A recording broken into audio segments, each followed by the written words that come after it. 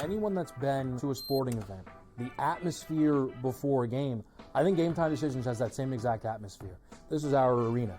This is what we do. There is going to be an energy to Game Time Decisions that you will feel night in and night out. The excitement you get when you lock your bets in, when you're figuring out what you want to do, we can zone in on the biggest games each night. I want this to be the place that people come to before the games start so they feel as ready as possible to lock in their cards. We are going to hit every single one of those markets that you need to know about. We're going to go through every single thing, and I've got a great team behind me that's going to help me get the job done. There is not going to be a better place, I promise you, than Game Time Decisions to get that new information, react to it, and be able to then bet accordingly. We will have everything at our disposal, and we will use that to our advantage.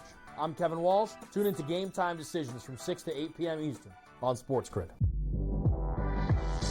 I do a sliding DiVincenzo to the one. Obviously, Terrence Shannon Jr., that is actually dynamic offensively and defensively. So we'll see how it works. I think it's a little bit of a work in progress. Do both teams win?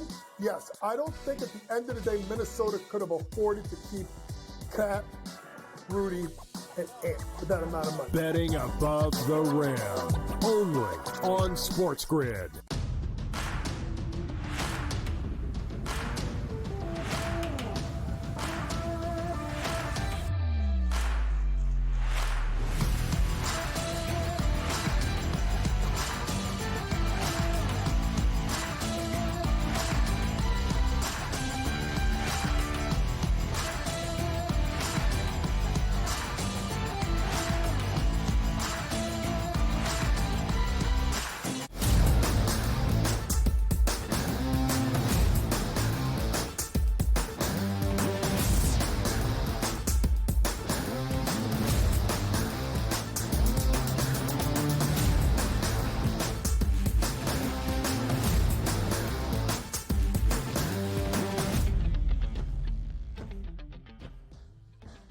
Welcome to hour number 3, our third and final live right here on a Monday on the early line on Sports Grid. He is Donnie Rightside. I am Ben Stevens. So much to get to here in this third and final hour. We've got a doubleheader of October baseball in the American League. Both division series will see a game 2. First in Cleveland, where the Guardians are a home dog against Tarek Skubal and the Tigers, and the Yankees look to cement a spot almost in the American League Championship Series if they can take a commanding 2-0 lead against the Kansas City Royals. Speaking of KC, the Chiefs in action in KC mode tonight on Monday Night Football, hosting the New Orleans Saints. DRS, a lot to get to here in our third hour. The prop perspective with Tom Vecchio. The injury insight with Dr. David Chow. Again, a lot to get to.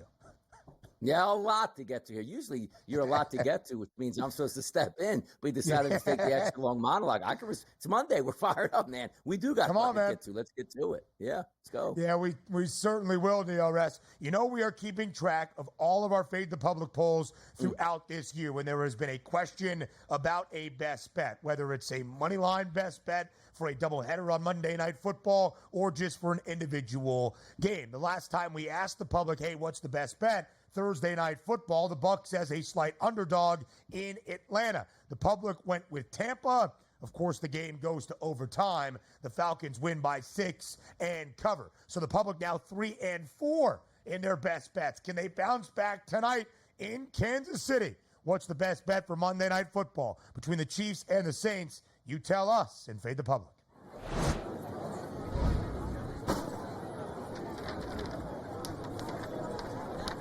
At Sports Grid on Twitter, DRS, what is that best bet for MNF? Is it the Chiefs laying 5.5 at home? New Orleans as the road underdog getting 5 and a hook. Over 43.5 under the total. Can't really fault the public for looking at New Orleans. Not only 2-0 against the spread as an underdog so far this season, but we have detailed it many times. Underdogs of 5.5 points or greater. It has been their year in the National Football League. So more than 43% saying the Saints getting 5.5. That's the way to look tonight.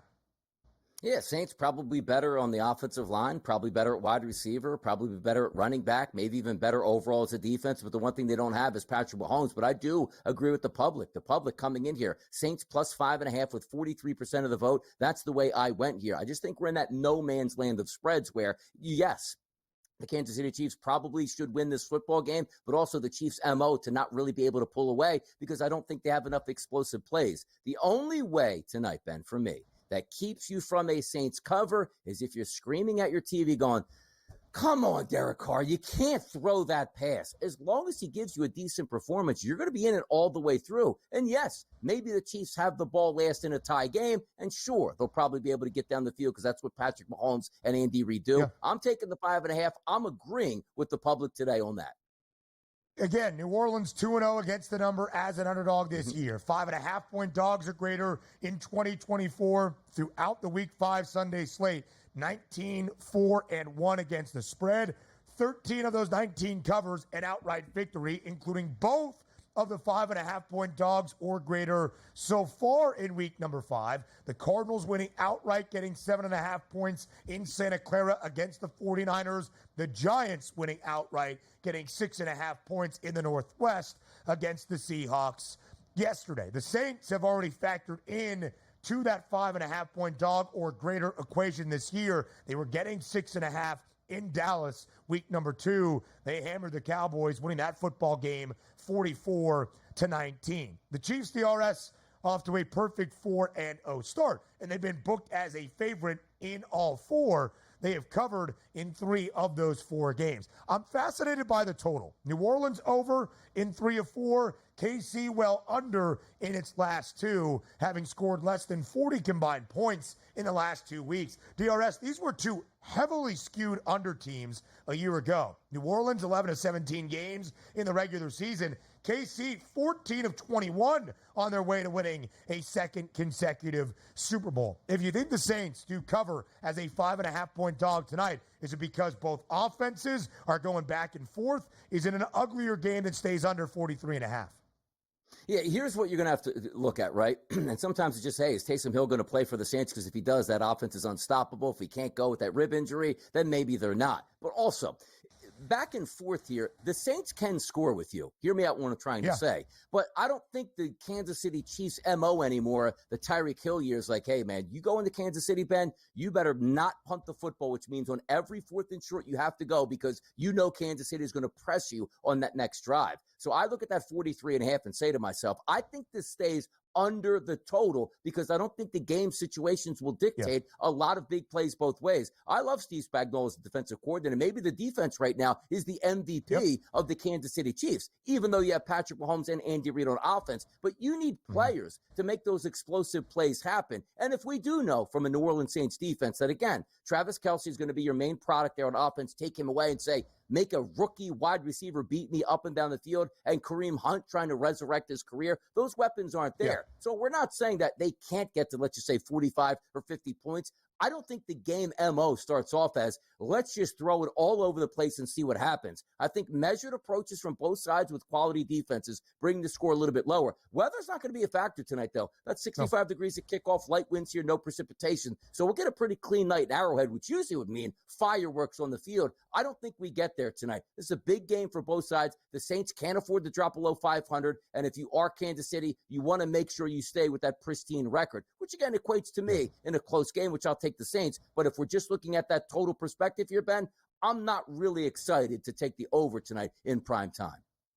The public looking at the over, more of the votes on that than the under, or even KC covering as a 5.5-point favorite. In DRS, it makes sense. New Orleans over in 3 of 4. They were the best offense in the NFL through the opening 2 weeks of the year. They even went over in a game last week that featured 50 total points, and Atlanta did not score an offensive touchdown. The Chiefs, again, under in its last 2. As we saw last year, the offense wasn't great, was good enough. In the playoffs for Kansas City, good enough, all relative. When you win a Super Bowl, everything is good. The defense, though, was great under Steve Spagnuolo.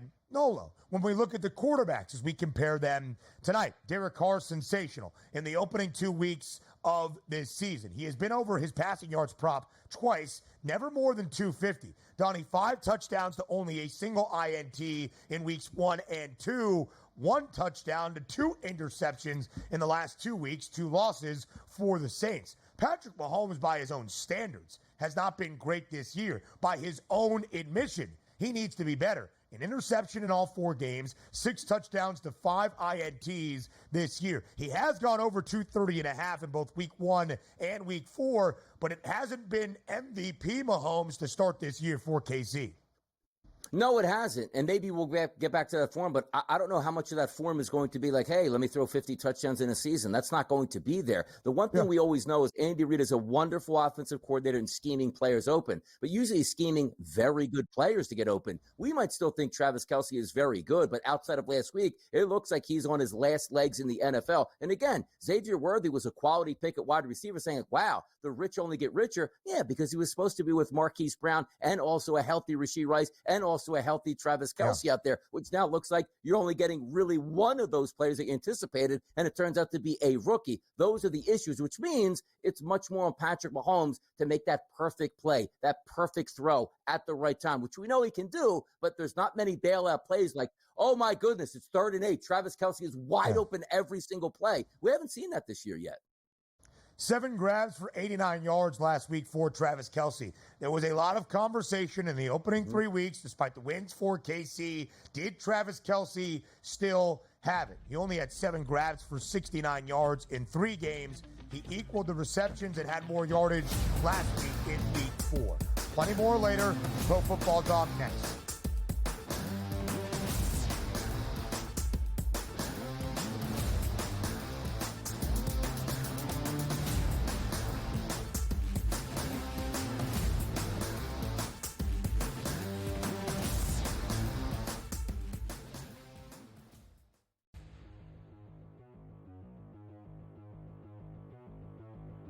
Talk about the regular season MVP, because for a while it was just one name. Now a second name has emerged. Joseph, take it from here. Yeah, look, every year I always tell people I bet 2 people for MVP. Usually it's Patrick Mahomes and somebody else to start the season. Right. And then I watch it shrink and then decide whether or not I want to double down, cash out, figure that out. This year was the first time where I did not see anybody else that I really could make a case for. I wanted to let it play out a little bit. And now I'm jumping in the pool to somebody else for that number 2, that hedge. And that person's Josh Allen. And there's a couple reasons why. You've seen Vegas move significantly. The Bills are 3-0. Huge game coming up this weekend for them against the Ravens. But regardless if they win or lose, I think the Josh Allen narrative is an interesting one. Josh Allen is playing with kind of a no-name offense, right? Yeah, we know Dalton Kincaid and Keon Coleman and Khalil Shakir and all those guys because we're fantasy nerds. But the general public does not know who these guys are. I'm telling you right now, if you went to the general football fan and say, what do you think of Khalil Shakir? They'd be like, who? I have no idea what you're talking about, right? And I think that is positive because it looks like Josh Allen is just literally taking this team, putting it on his shoulders, and willing them to victory every week. And that's because he is. And the shot that he took on Stephon Diggs, saying it's nice to play with a bunch of guys who just don't care about the stats, they just care about winning, I think tells you that Josh Allen feels free. He feels loose. And if you look at this award for the last couple of years, it's been dominated by a couple people, Patrick Mahomes and Lamar Jackson. Now, Lamar hasn't gotten off to the best start Patrick Mahomes still has. It's why he's towards the top of this award still. But after Josh Allen and Patrick Mahomes, the next closest guy is CJ Stroud at plus 1,400.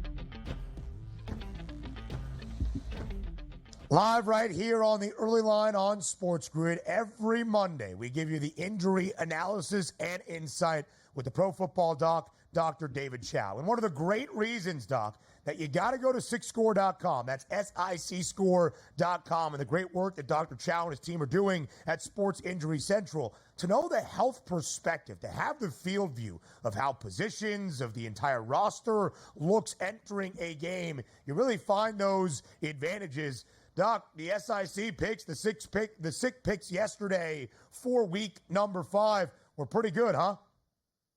Amazing. 15-2 yesterday, counting props, totals, and sides, a little bit of in-game. And boy, leading into the week, it made me so nervous. Everyone who knows me knows I don't love rookie quarterbacks. Yet the numbers said to take 3 rookie quarterback favorites. We were like, well, okay, trust the process. And they all were double-digit winners in the end. But I was like, going into the week, I was shaking my head saying, are we really going to do this? But that's what the algorithm says. I don't pick it. We just put in the numbers and the health and let it play out. All of the components that you need for each and every game, each and every week in the National Football League. But, Doc, of course, there's always the injuries after a Sunday slate comes to a close. The Texans did win over the Buffalo Bills in a huge game in H-Town, courtesy of a 59-yard game-winning field goal from Kaimi Fairbairn. And despite the fact that he remains the leading receiver in the NFL, Nico Collins did exit early for Houston with a hamstring injury. Hamstrings, Doc, always a very tricky thing to diagnose what exactly the timetable looks like for a player. What's the prognosis, in your estimation, for Nico Collins getting back on the field? Well, you heard it on the 62-yard touchdown early, and it's a re-aggravation of a pre-existing hamstring, which doesn't bode well for him to play this week. So he's their top wide receiver. Obviously, Joe Mixon has been out. Maybe he can finally come back. But the only good news for the Texans is, besides being 4-1, they get the Patriots next week. Doc, let's double up over in London from yesterday. Aaron Jones, running back from Minnesota, had some success early, left that game in the first half, didn't return with a hip. And also, from a Jets perspective, we bugged you all last year about the Achilles of Aaron Rodgers. Now we're dealing with a new ailment here moving forward. Yeah, well, I guarantee you this, Aaron Jones will not play next week. That's because they have a bye. That's the only reason, okay? We think more proximal hamstring. Think he's got a shot to play next week. And obviously the Vikings are a different team without him. He's got a shot to play next week in the next game the following week. They have a bye. Aaron Rodgers' injury, it looked almost more like knee than ankle. Robert Saleh just said it's a low ankle sprain. It's interesting now how coaches even say low versus high, right? It's so in our vocabulary now. It's very interesting. It is the same side as the Achilles, but unrelated. It's just football. He's sore. It's a Monday night game. It's his lead leg. Aaron Rodgers at 40 isn't running around as much anymore. I think minimal effect on him. Needs to worry about the arm more than the leg. 3 interceptions yesterday cost the Jets over in London. Dr. Chow, the injury woes continue for Miami. Devon Achane left the game in the opening half with a concussion, did not return. Javon Holland on the defensive side of the football, an injury as well. They lost Jalen Phillips last week, but the Dolphins do come out with a victory yesterday in Foxborough. And earlier in the week, Doc, we got reports that Tua Tagovailoa is symptom-free as he is on the injured reserve from his 3rd diagnosed concussion in the last 2+ years. What is the timetable, in your estimation, for Tua Tagovailoa returning to action? Ben, you make a good point. Symptom-free is the key thing as opposed to how he postured after the concussion. And it's been clear he's been symptom-free for a while because he's been around the team. Last week, he traveled to Seattle, and now he's traveling to neuroconsults. Indicates he's returning. But he certainly is not returning next week because guess what? Once again, the Dolphins have a bye. He certainly is not returning the week after that because the rules are you miss 4 games, not 4 weeks. So the bye doesn't even count in that. So he's got 1 more game out in the next week and then can return. And look, if the Dolphins can, stay in it, and this win was big to stay in it, it's going to be a big injection of to their team to have Tua back. And it seems clear that he is headed to return. He wants to. He's symptom free.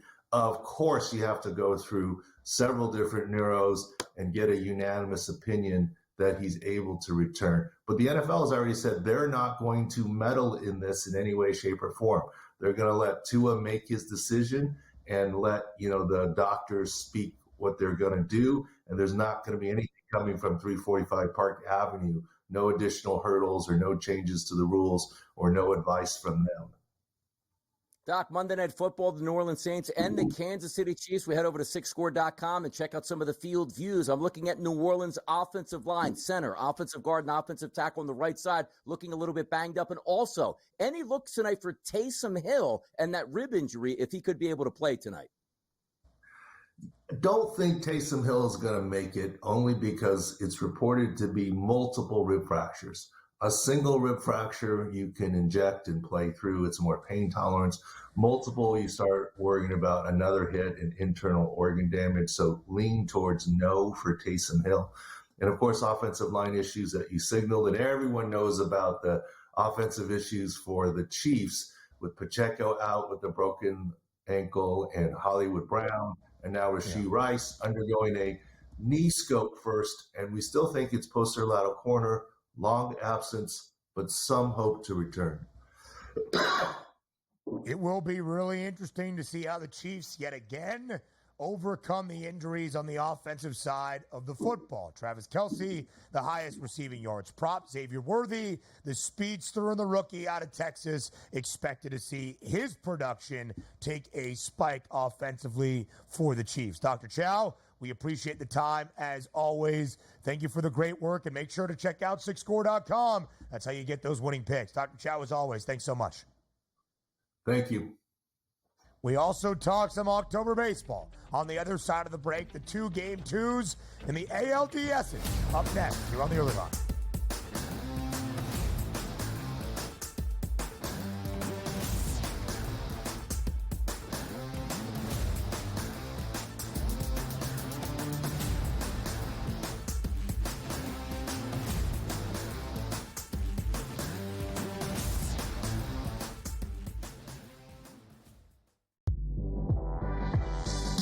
Sliding DiVincenzo to the 1. Obviously, Terrence Shannon Jr., that is actually dynamic offensively and defensively. So we'll see how it works. I think it's a little bit of a work in progress. Do both teams win? Yes. I don't think at the end of the day, Minnesota could have afforded to keep Cat, Rudy, and Ant for that amount of money. Betting above the rim. Only on Sports Grid. Anyone that's been to a sporting event, the atmosphere before a game, I think Game Time Decisions has that same exact atmosphere. This is our arena. This is what we do. There is going to be an energy to Game Time Decisions that you will feel night in and night out. The excitement you get when you lock your bets in, when you're figuring out what you want to do, we can zone in on the biggest games each night. I want this to be the place that people come to before the games start so they feel as ready as possible to lock in their cards. We are going to hit every single one of those markets that you need to know about. We're going to go through every single thing, and I've got a great team behind me that's going to help me get the job done. There is not going to be a better place, I promise you, than Game Time Decisions to get that new information, react to it, and be able to then bet accordingly. We will have everything at our disposal, and we will use that to our advantage. I'm Kevin Walsh. Tune into Game Time Decisions from 6 to 8 p.m. Eastern on Sports Grid.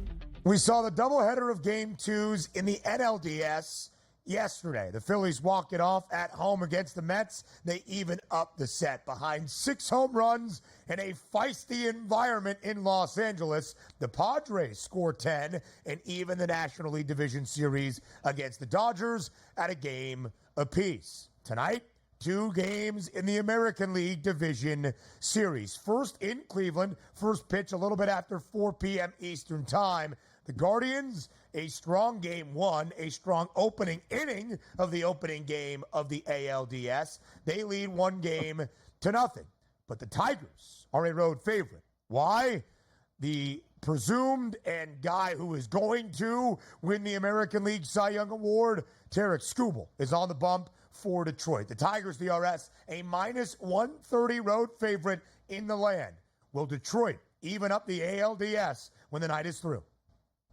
They should, but if we're looking at all 4 pitchers tonight that are due to start, there's really no area that you're going to say, you know what, I'm going to fade this, because the ERA's been over the past 60 days 1.94, 2.58, 2.92, 2.72. So it's not as if we're going into this saying, like, you know what, there's unbelievable mismatches on the mound, which theoretically you probably should have on a night-to-night basis when Skubal's out there. Hear me out on this. He's been fantastic. I do give the upper hand to Detroit, but let's go over this game. The Cleveland Guardians going to show up. They have a formidable, lineup here against left-handed pitching. To be honest, the first 6 guys in that lineup over the past 30 days, look at the weighted on-base percentages. 446, 494, 363, 401, 565, and 328 against left-handed pitching. But this isn't tomato can left-handed pitching. Let's just go through the end of the season, and we're going to wait for the playoffs. This is Tarik Skubal, the best pitcher in Major League Baseball. He should be able to hold down the fort. Now you flip it over to the other side and say, well, Matthew Boyd's not that great a pitcher, but I just told you, a 2.72 ERA. His xFIP is 3.89, which typically during the regular season, I'm like, yeah, let's move on. Let's not fade that guy because it's not high enough. You like that danger zone, 4.5 or higher in the xFIP. So he's quality. Now, if you say, all right, the Tigers should have a decided advantage in this game on the mound, somewhat I agree with you, but let's take a look at the hitters in the lineup for the Detroit Tigers and what they've done against left-handed pitching over the past month. Boyd, he has actually struggled with right-handed batters and left-handed batters. 3.78 and 3.78, actually an equal weighted on-base percentage on both sides. Now, granted, it's only 58 batters, and the majority of those batters from the right-handed side, 52 of the 58. So let's erase the left-handed batters and just focus on the right-handed batters, which will be the majority of the lineup tonight. But if we look in totality, Ben, and say, well, how have they actually done as a team against lefties? Let's go over that ISO power number, which you won around 165 or higher. Vierling, 074. Henry Malloy, 0. Ibanez, 100. Perez, 045. Torkelson, 053. Meadows, 138. Rogers, 0. Sweeney, 042. The only positive there is left-handed batter Riley Green at a 242. Everybody else is below. So theoretically, you see that 6 and like, I got to take the over. I don't know if we get 7 runs tonight, to be honest. So I'm going to take the under in this ball game, which, by the way, Detroit didn't even score in game number 1. We'll see if they can get off the map. And I don't expect 7 runs in a Skubal start going up against Detroit tonight. So 6, wild number. I'm still going under.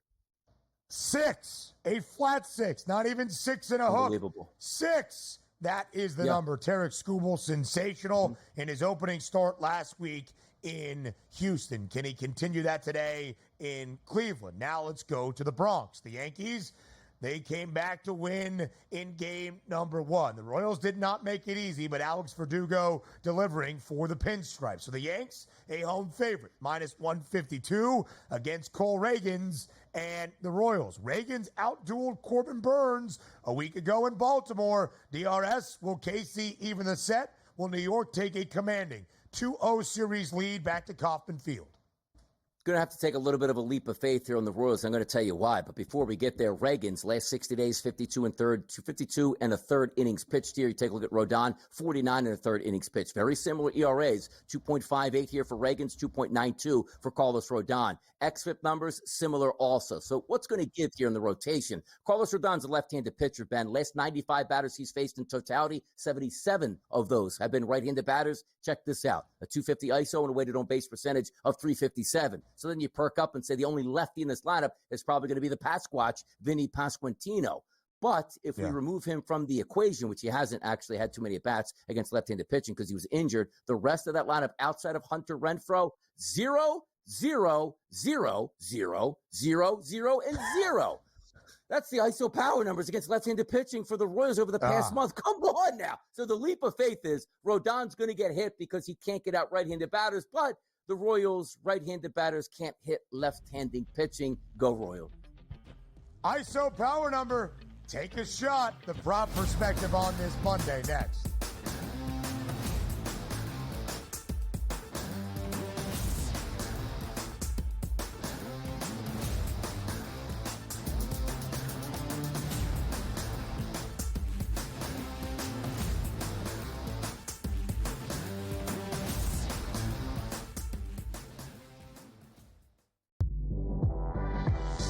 I do a sliding DiVincenzo to the 1.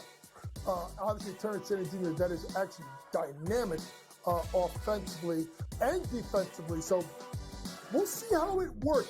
I think it's a little bit of a work in progress. Do both teams win? Yes. I don't think at the end of the day, Minnesota could have afforded to keep Cat, Rudy, and Ant with that amount of money. Betting above the rim. Only on Sports Grid. Anyone that's been to a sporting event, the atmosphere before a game, I think Game Time Decisions has that same exact atmosphere. This is our arena. This is what we do. There is going to be an energy to Game Time Decisions that you will feel night in and night out. The excitement you get when you lock your bets in, when you're figuring out what you want to do, we can zone in on the biggest games each night. I want this to be the place that people come to before the games start so they feel as ready as possible to lock in their cards. We are going to hit every single one of those markets that you need to know about. We're going to go through every single thing, and I've got a great team behind me that's going to help me get the job done. There is not going to be a better place, I promise you, than Game Time Decisions to get that new information, react to it, and be able to then bet accordingly. We will have everything at our disposal, and we will use that to our advantage. I'm Kevin Walsh. Tune into Game Time Decisions from 6 to 8 p.m. Eastern on Sports Grid.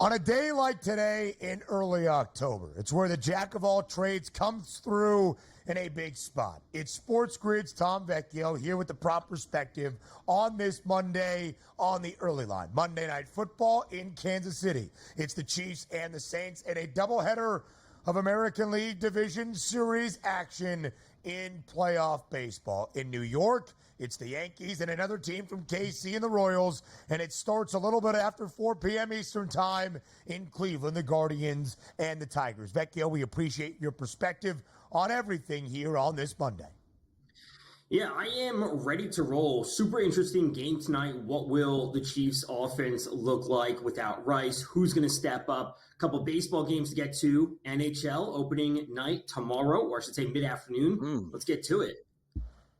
But I thought, didn't they started in Prague over the weekend? They did, but the rest of the season starts tomorrow.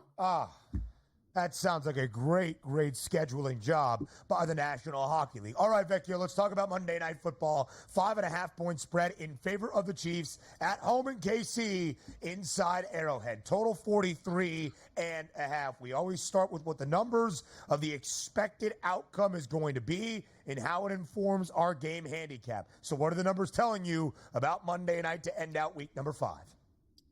A lot of questions about the offense overall. We know KC is a difficult place to play overall. The Saints got off to this flying start the first 2 weeks, kind of came crashing back down to earth over the last 2.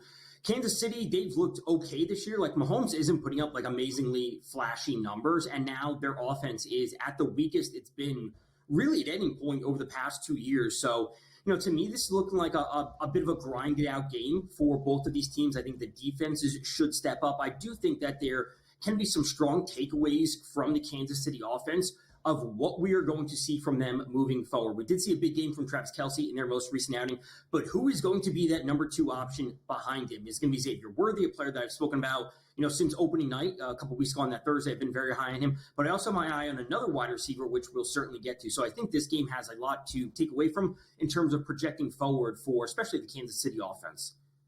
Yeah, that's always the tough part, Tom, too, right? Because you get the new players. Is Kareem Hunt going to be that bell cow? Can you scheme Kelce open? And who is going to step up at that wide receiver position? But let's focus on the quarterbacks here. Patrick Mahomes and Derek Carr on the FanDuel Sportsbook today as it sits right now. The over 230.5 for Patrick Mahomes passing yards. Derek Carr at 211.5. And the touchdown prices very advantageous here if they're going to throw a few. Patrick Mahomes over 1.5 plus 100. You don't see that often. And Derek Carr to throw 2 touchdown passes, that's a plus 205.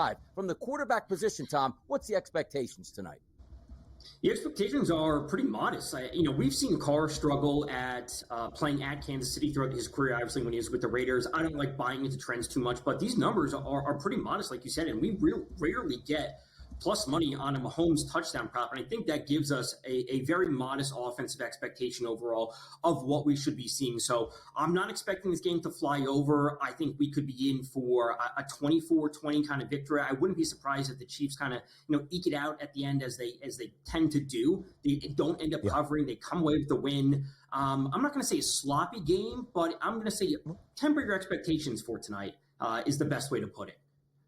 KC, a favorite in all 4 games. Of course, not only 4-0 straight up, but 3-1 against the spread. New Orleans, perfect 2-0 ATS as an underdog so far this season. So, Vecchio, let's talk now from the quarterbacks to the backs. Alvin Kamara has been great this year for New Orleans. At least 105 scrimmage yards in all 4 games, 6 total touchdowns for the Saints. We thought it might be Carson Steele, maybe Samaje Perine. Now it's Kareem Hunt back with his former team and performing very well. KC's leading rusher, 69 yards on the ground a week ago. What do you expect out of the offensive output for both AK and Kareem Hunt tonight?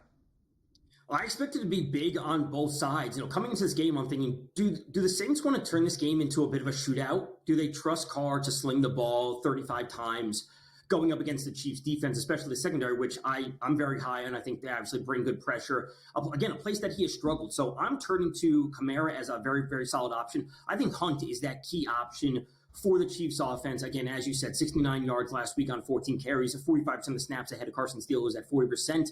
This is where I'm expecting the focal point of their offense to start from, and then the play action will open things up for Kelce, maybe for Justin Watson, who we'll get to in a second. But I think Kareem Hunt should be that key player also. If the Chiefs get out ahead, they are great at bringing pressure. They're high in the league when it comes to quarterback hurries, quarterback knockdowns, blitz rate, all those things. And I think it should turn into easy dump downs and drop-offs for Kamara, which should open up his receiving yards props. Yeah, Kareem Hunt looked pretty good in his return back to the football field. We'll see if that continues tonight. But if we are taking a look at some of those receiving props, the 2 top dogs tonight from each team is Travis Kelce of the Chiefs at 58.5 receiving yards, Chris Olave at 59.5 receiving yards, and you get a lot of mix mosh there below, which means you could maybe pinpoint a guy and target a guy that can really step up, Tom. Receiving props, what are we looking at?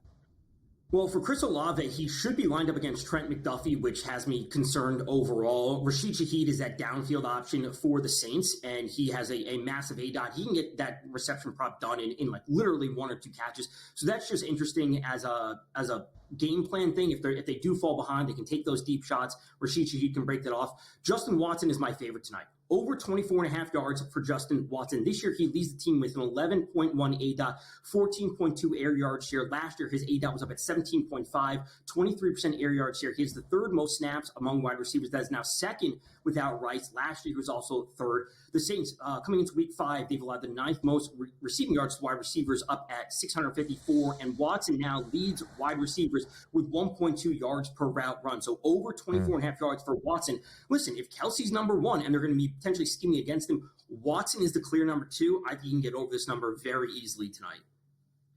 You saw Tom's top props for this Monday Night Football game, but just again, so you can get them and make sure you got the picks locked and loaded for this matchup. Derek Carr under 31.5 pass attempts. Kareem Hunt over 42.5 rushing yards. Justin Watson, now that second fiddle perhaps behind Travis Kelce, over 24.5 receiving yards. Vecchio, you are the jack of all trades. So now let's go to the Diamond in October. A doubleheader of Game 2s in each of our American League Division Series. We start in the Bronx inside Yankee Stadium. The Yankees greater than $1.50 favorite against the Royals, looking to take that commanding 2-0 series lead in the best-of-5 ALDS. But Cole Reagans gets the start for KC. 6 innings of shutout work, only allowing 4 base knocks last week in Baltimore. How do you see Game 2 playing out between the Pinstripes and the Royals?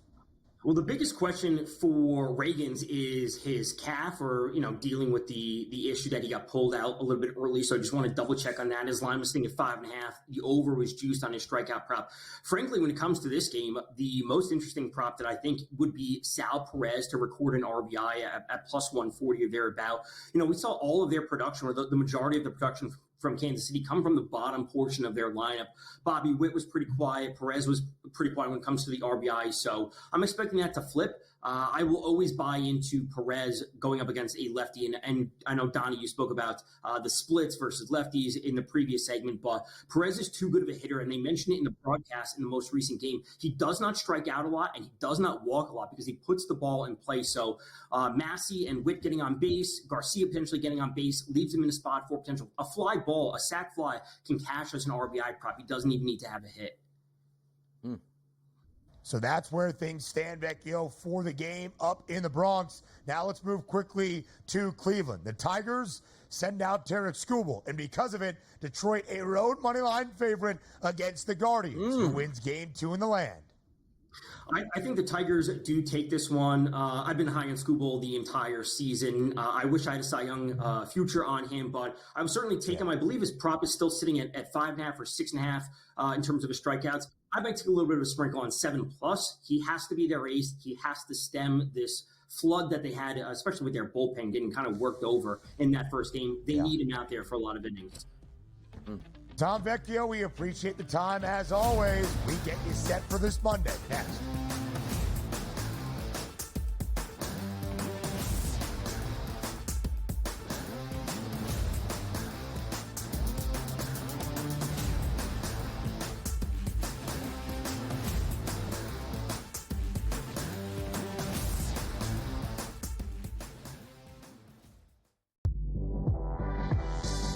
Sliding DiVincenzo to the 1.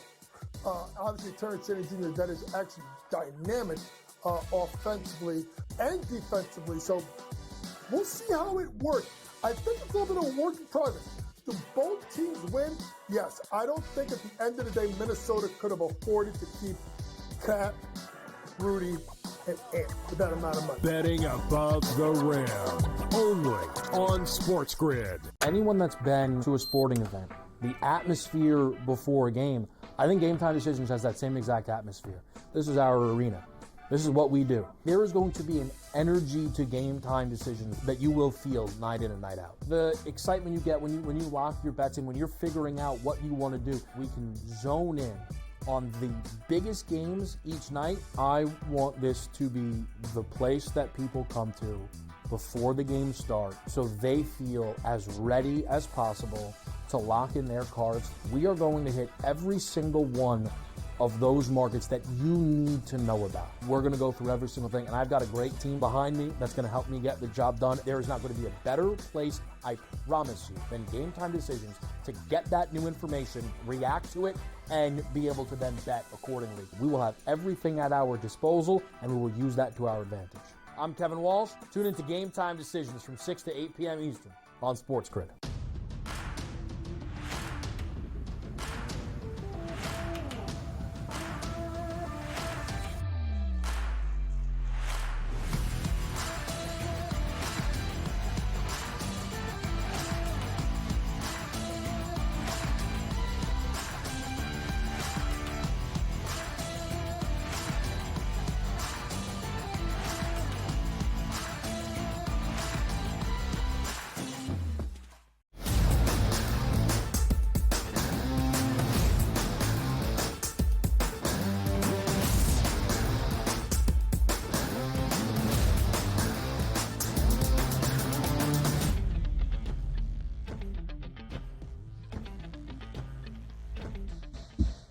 Let's get you set for Monday Night Football in Kansas City. The Chiefs play host to the New Orleans Saints.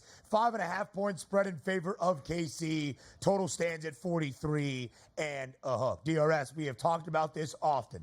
5.5-point underdogs or greater so far in the NFL season. 19-4-1 against the spread, including the only two spots where that was the case in Week 5 previously. Yesterday, the Cardinals win outright, getting 7.5 on the road.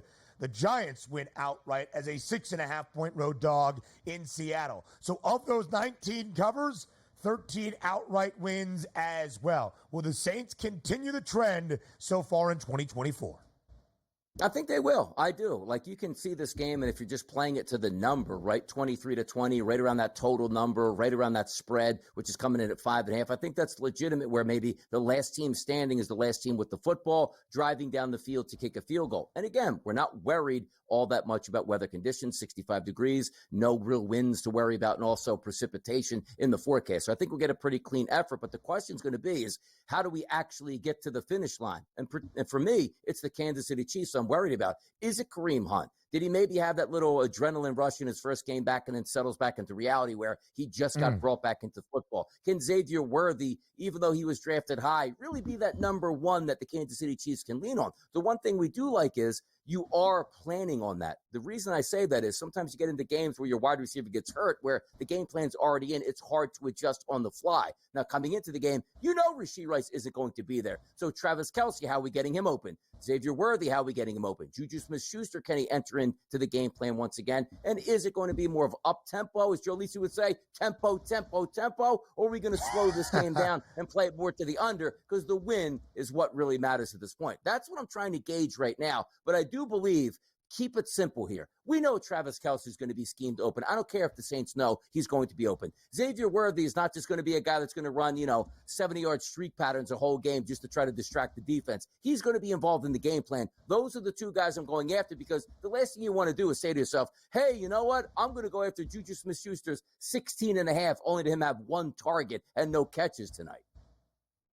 Yeah, it is a really interesting game, I think, from the prop perspective as well. Before we get even further into the props, total is interesting, 43.5. The Saints over in 3 of 4 so far this year. One of the heavier under teams a year ago, under in 11 of 17. The Chiefs are 4-0, but it hasn't been Mahomes putting up 38 points per game. In fact, he's been rather mediocre, 6 touchdowns to only 5 interceptions. The Chiefs have been well under in each of their past 2 games, despite covering in 3 of 4, booked as a favorite in all 4 games this year. So DRS, when 43.5 is at stake tonight, a primetime game, another under, or might we see some points on the board tonight in Arrowhead?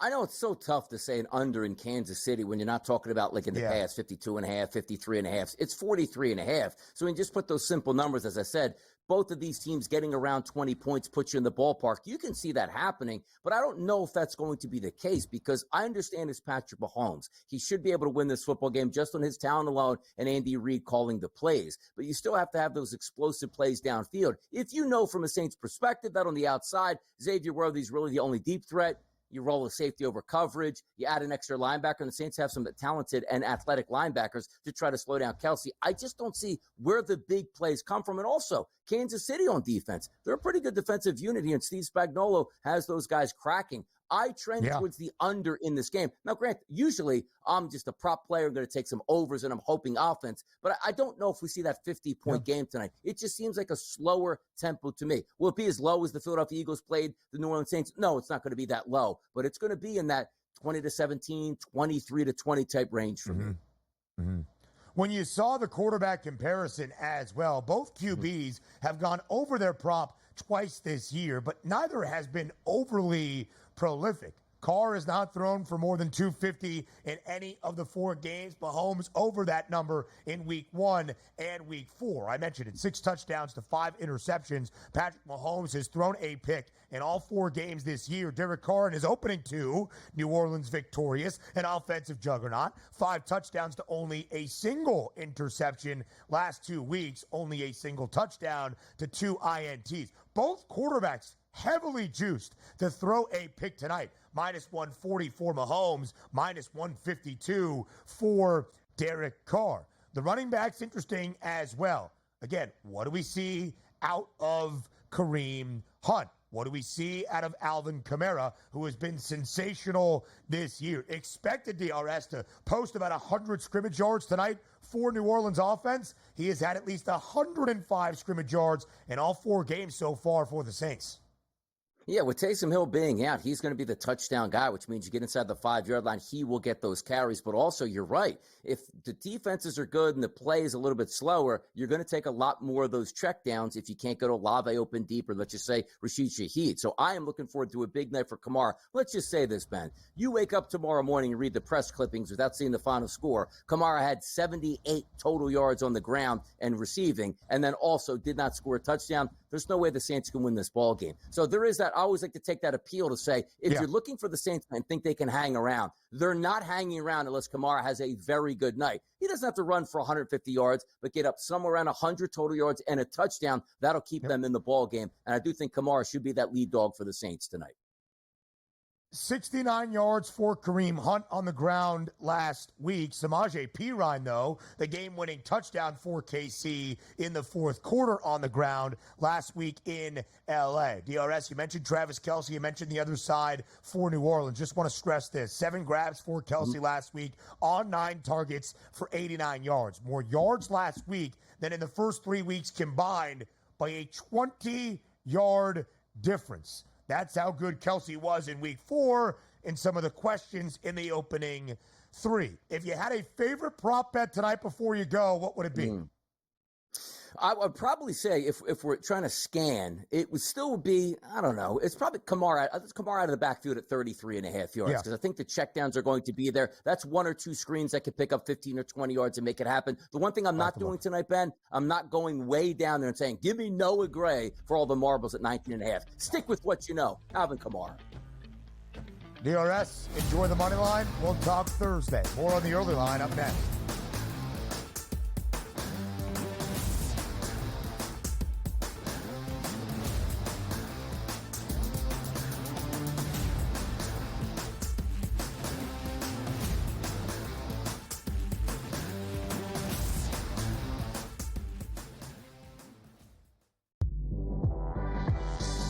Sliding DiVincenzo to the 1.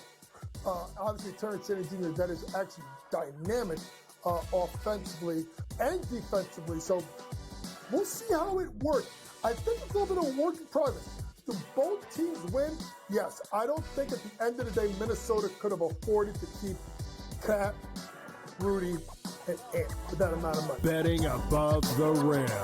Only on Sports Grid. Anyone that's been to a sporting event, the atmosphere before a game, I think Game Time Decisions has that same exact atmosphere. This is our arena. This is what we do. There is going to be an energy to Game Time Decisions that you will feel night in and night out. The excitement you get when you lock your bets in, when you're figuring out what you want to do, we can zone in on the biggest games each night. I want this to be the place that people come to before the games start so they feel as ready as possible to lock in their cards. We are going to hit every single one of those markets that you need to know about. We're going to go through every single thing, and I've got a great team behind me that's going to help me get the job done. There is not going to be a better place, I promise you, than Game Time Decisions to get that new information, react to it, and be able to then bet accordingly. We will have everything at our disposal, and we will use that to our advantage. I'm Kevin Walsh. Tune into Game Time Decisions from 6 to 8 p.m. Eastern on Sports Grid.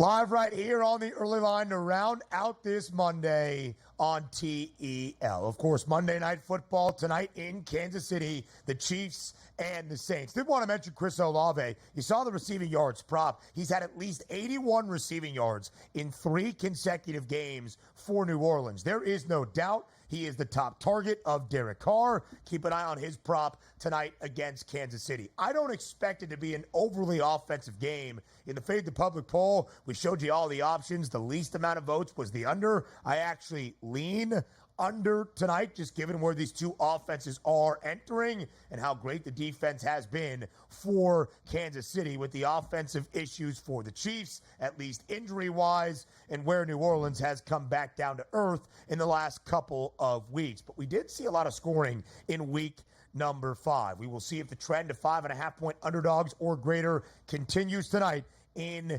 KC.